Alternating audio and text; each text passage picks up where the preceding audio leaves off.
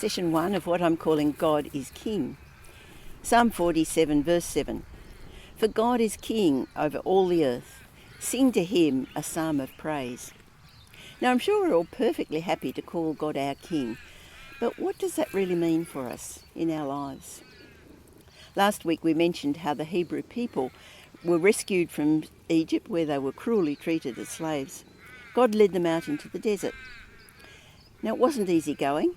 In fact, early in the piece they went 3 days without any water, and when they did eventually find water, they couldn't drink it.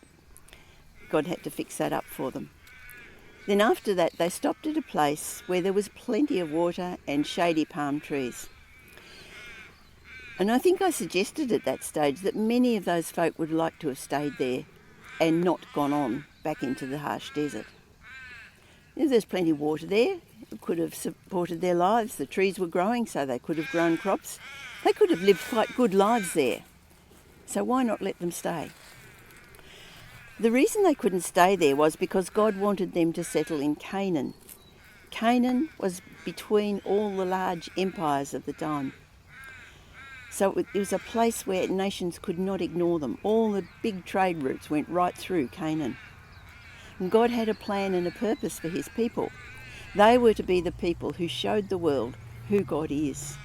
So he couldn't leave them in some out-of-the-way place where people would hardly notice them.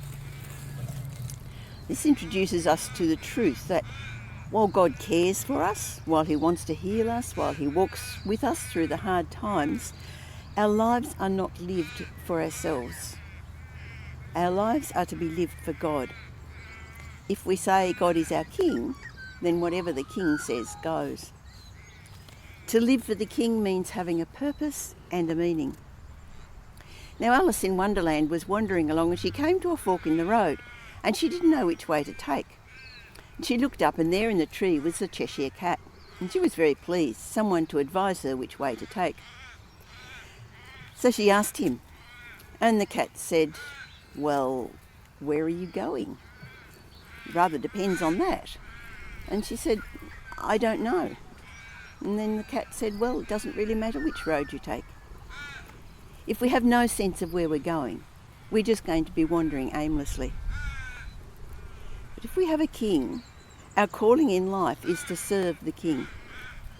Our life is about the king, not about us.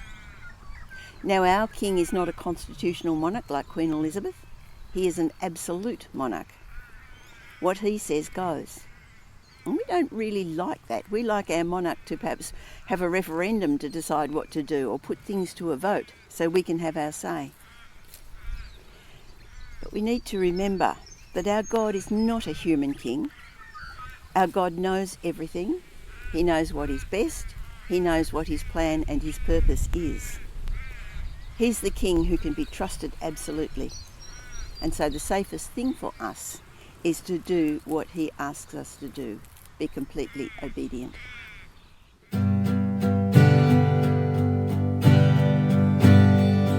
The splendor of the King, clothed in majesty, let all the earth rejoice, let all the earth rejoice. He wraps himself